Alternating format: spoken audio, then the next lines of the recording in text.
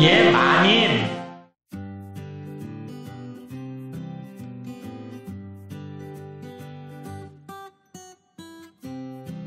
안녕하세요. 돌쇠뉴스 시작합니다. 오늘 일본 농업신문 기사인데요. 제목은 딸기 수출 2개월 만에 전년도 80% 아시아권 중심입니다. 일본산 딸기가 수출의 활기를 띈다는 소식인데요. 경제면 접속 랭킹에 오를 만큼 반응이 뜨겁군요. 댓글에서는 뜬금없이 한국을 소환하며 원망하고 있는데요. 내용과 반응 차례로 보겠습니다. 손끝인 구독, 좋아요. 딸기 수출의 기세가 등등하다. 재무성 무역 통계에 의하면 2월의 딸기 수출량은 493톤으로 월 단위에서는 처음으로 10억엔을 돌파했다. 수출 물량도 1월부터 2달 연속 전례 없이 400톤을 넘어섰다.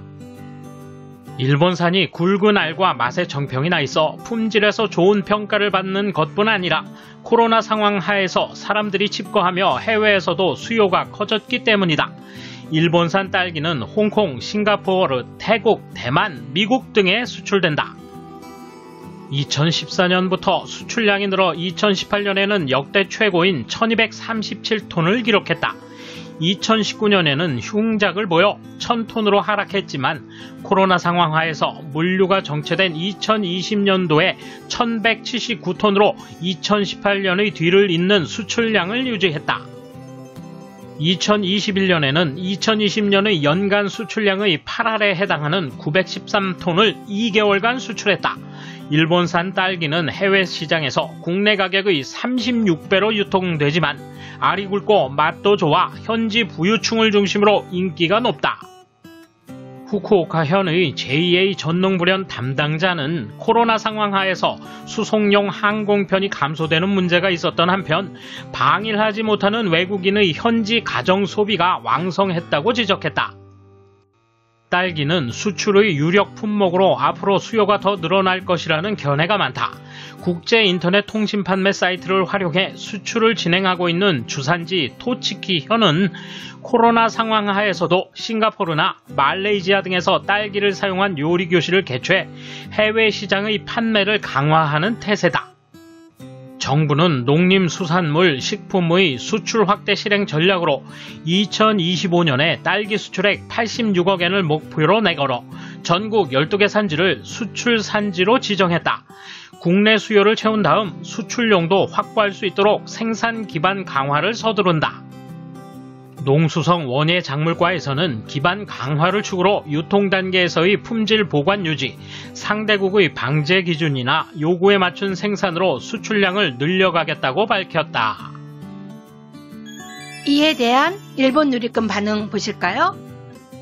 농작물의 수출은 좋다고 생각합니다만 종자나 노하우만은 도난당하지 않도록 엄중히 보호해 주셨으면 합니다.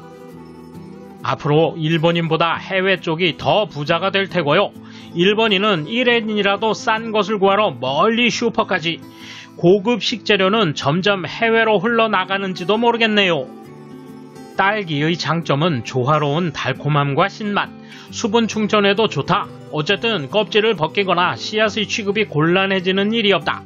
옛날에는 우유에 설탕을 묻혀 먹었을 정도로 시었지만 그 시절을 비교하면 좋은 시대가 된 것이다. 결점은 접촉에 약하다는 것일까?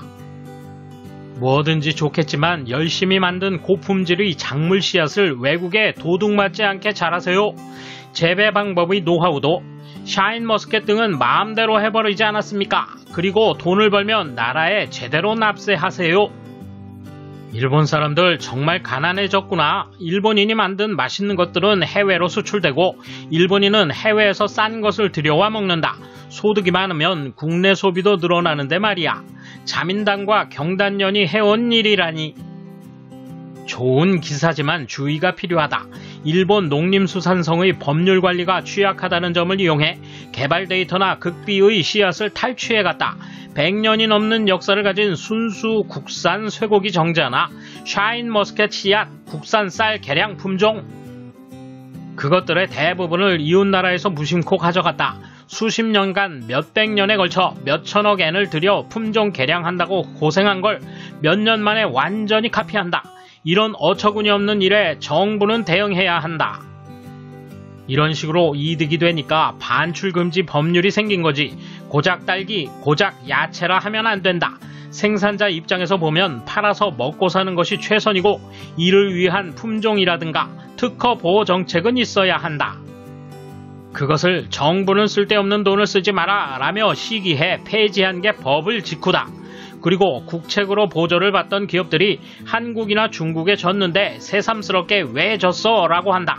어처구니 없지만 같은 전철을 밟지 말아야 한다. 옛날 딸기는 딱딱하고 시어서 연유가 필수였는데 요즘 건 정말 맛있어졌어. 일본인의 계량 기술은 훌륭하다. 와규도 딸기도 맛있는 건 해외로, 대신에 일본의 서민은 그저 그런 맛의 외국산을 먹게 된다. 농가도 대량으로 생산해서 싸게 일본인에게 팔기보단 품질 높여 소량이지만 비싸게 부유층에 파는 게 편하게 벌 수 있기 때문이다. 중국 등에서 부유층이 좋아하는 식재료는 성장하고 있지만 그 결과 마음대로 상표가 도용되며 카피되고 있습니다. 외교 악화로 수입 감소가 있을 수 있으니 새로 진입할 수도 없겠죠. 싱가포르에서 일본 과일을 자주 볼 수 있지만 한국산 샤인 머스켓 같은 것도 비슷하게 볼 수 있습니다. 가격은 일본의 반값, 꽤 시장을 파고들고 있습니다. 현지인에게는 싸면 유익하다고 밖에 판단되지 않기 때문에 관리를 철저히 하지 않으면 매우 위험합니다. 와규도 이제 일본에서 만든 것이 어디 있냐 할 정도로 미국, 캐나다, 호주산 와규뿐입니다. 금지가 무슨 의미가 있는가? 당장 모종은 밀수출되어 한국 등이 원산지로 표시되어 전 세계로 팔릴 것이 뻔하다. 밀수출하면 실형 100년, 벌금 100억이라든지 자산 동결, 국적 박탈, 국외 추방 정도 해야 효과가 있을지 모른다. 일본에서 일하고 있는 중국인을 아는 사람이 있습니다. 솔직히 같은 업종이라면 중국에서 일하는 게 급여는 좋다고 합니다. 하지만 민주적이고 자유롭고 평화로움으로 일본을 매우 좋아한다고 합니다.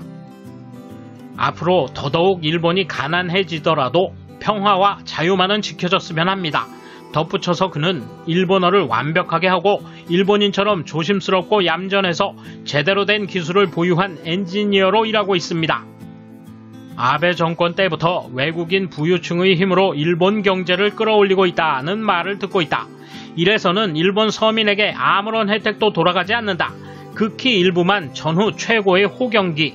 이 코로나 쇼크도 리먼 쇼크와 마찬가지로 더욱 격차를 벌려버릴 거야. 일본은 결코 부유한 나라가 아니라는 생각이 든다. 정말 맛있는 것들을 일본에서는 구할 수 없게 되는 시대가 올지도 모르겠다.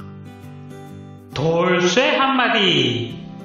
우리가 어렸을 때 늘 듣던 소리였죠. 최고로 좋은 건 다 일본으로 간다고. 이제 일본인들이 그런 소리를 듣는 시대가 됐군요. 감사합니다. 돌쇠 물러갑니다. 이번 소식은 여기까지입니다. 시청해주셔서 감사합니다. 돌쇠처럼 꼬직하게, 마님처럼 화끈하게.